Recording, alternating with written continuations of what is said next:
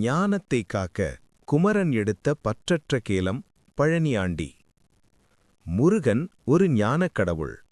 உலகை சுற்றுவதற்கு பதிலாக உமாமகேஸ்வரனை சுற்றி வந்தாலே போதுமானது என்ற தத்துவம் அவருக்கு தெரியாமலா இருந்திருக்கும்? உயர்ந்த தத்துவத்தை உலகுக்கு உணர்த்த அம்மையப்பனையே சுற்றி வந்து கனியை பெற்றுக்கொண்ட அண்ணன் கணபதியிடம் ஞானமே வடிவமான குமரன் கோபம் கொள்வானா? இப்படிப்பட்ட வரலாற்றை நம் குழந்தைகளுக்கு சொன்னால், கடவுளிடம் கோபமும் தாபமும் இருந்தால் மனிதர்களிடம் இருக்காதா என்று எண்ணமாட்டார்களா? இந்த சம்பவத்தை ஆராய்ந்து பார்த்த பெரியவர்கள் அதில் அடங்கியுள்ள தத்துவத்தை தெளிவாக விளக்கியுள்ளார்கள். நாரதர் தேவலோக மாங்கனியை சிவனாரிடம் கொடுத்து அதை யாருக்கு கொடுக்க வேண்டும் என்ற கேள்வி எழுந்ததுமே ஞானக் குழந்தைகளான கணபதி, முருகன் இருவரும் சட்டென்று தாங்கள் சர்வேஸ்வரன், இது தங்களுக்கே உரியது என்றார்கள். ஆனால் ஈஸ்வரனோ, மூத்தவன் நீ, இந்தா கனி உனக்கு என்று கணபதியிடம் கொடுத்தார். இல்லை, இளையவன் அவன், அவனுக்கு கொடுங்கள் என்றார் முருகப்பெருமான். இப்படித்தான் ஆரம்பித்தது. அப்போது ஒரு வேடிக்கையான நாடகம் நடத்த விரும்பினார் நாரத முனிவர். இது வெறும் பழமன்று, ஞானப்பழம், தகுதியுடையவர்களுக்கே இது சேர வேண்டும் என்றார். ஈசன் சிந்தித்தார். உங்களில் உலகை முதலில் சுற்றி வருபவர் யாரோ அவருக்கே இந்த பழம், அப்புறம் போட்டியில் வென்றவர்கள் யாருக்கு வேண்டுமானாலும் இதை கொடுக்கட்டும் என்று பிரச்சனைக்கு மற்றொரு புதிய பரிமாணத்தை உருவாக்கினார். உலகை சுற்ற வேண்டுமென்றாலும் ஈசன் படைத்த 7 உலகங்களையும் வலம் வர மயிலேறி புறப்பட்டார் முருகன். கணபதியோ எல்லா உலகங்களையும் தன்னுக்குள்ளே அடக்கி அருள்பாலித்துக் கொண்டிருக்கும் சிவசக்தியை சுற்றி அம்மையப்பனை வலம் வந்து கந்தன் வரும் முன்பே கனியை பெற்றுக்கொண்டார் கணபதி. கந்தன் வந்தார். அண்ணன் கையில் கனியை கண்டார். அது எப்படி அவருக்கு கிடைத்தது என்பதை தெரிந்து கொண்டார். உமாமகேஸ்வரனே உலகங்கள் அனைத்தும் என்ற உண்மை தனக்கு தெரியாமல் போனதை ஒரு கணம் எண்ணினார். அதற்கான காரணத்தை ஆராய்ந்தார். அண்ணன் கணபதி பிரம்மண்யனான தாம் சுப்பிரமணியமாக விரும்பினார். அதற்காக அவர் மேற்கொண்ட தவக்கோலமே பழனியாண்டி ரூபம். அண்ணனைப் போலத்தான் தானும் தவமியற்றி ஞானஸ்கந்தனாக விரும்பியதின் விளைவே அந்த ஆண்டி வேடம்.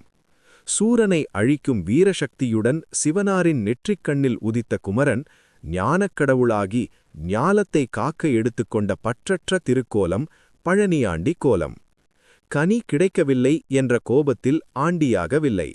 தன்னை வழிபடுவோர்க்கெல்லாம் அதனை வழங்குவதற்காக விரும்பி ஏற்றுக்கொண்ட வடிவமே அந்த பரதேசி வடிவம். கந்தனின் தவம் தொடங்கியது. பிரணவம் அவருள் அடங்கியது. ஞானம் அவர் மூச்சாயிற்று. அழகும் அறிவும் அவருள் ஒளி வீசியது. இப்போது இறைவன் ஈஸ்வரன் தன் திருக்குமரனின் ஞானத்தவத்தின் பயனை அறிய விரும்பினார். தன் மகன் குமரனை அழைத்தார். ஓம்கார பிரணவத்தின் உண்மைப் பொருளை உன் தவத்தால் உணர்ந்து கொண்டாயா என்று வினவினார். ஆம் தந்தையே என்றார் குமரன். எங்கே கூறு பார்க்கலாம் என்றார் ஈஸ்வரன். ஒரு ஆசிரியர் மாணவனை பார்த்து 10ம் 2ம் எத்தனை என்று கேட்டால் கூட்டல் கணக்கு ஆசிரியருக்கு தெரியவில்லை என்று அர்த்தமாகாது.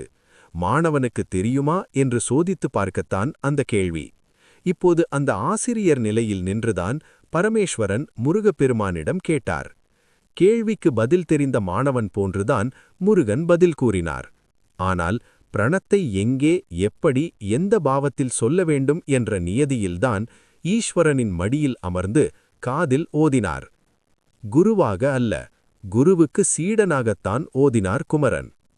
இதனை தவறாக ஈஸ்வரனுக்கே ஓம்கார பொருள் கூறினார் என்பது சிவ அபஸ்தம். நடந்த சமயம் மூலம் தந்தைக்கு தன் அறிவின் திறத்தை உணர்த்தினார் முருகன். ஈஸ்வரனும் பிரம்மண்யனை சுப்பிரமணியன் என்று உணர்ந்து கொண்டார். இதுவே சுப்பிரமணியன் சிவபெருமானுக்கு ஓம்கார பிரணவத்தை உபதேசித்த வரலாறு. இந்த நிகழ்வுதான் தஞ்சை மாவட்டத்தில் உள்ள சுவாமிமலை. அசுரர்களை அழிக்க மட்டுமல்ல, தர்மத்தை காக்கவும் தோன்றியவர் முருகன். அநீதியை அழிக்கவும் சக்தியை பிறக்கும்போதே பெற்றவர் இவர்.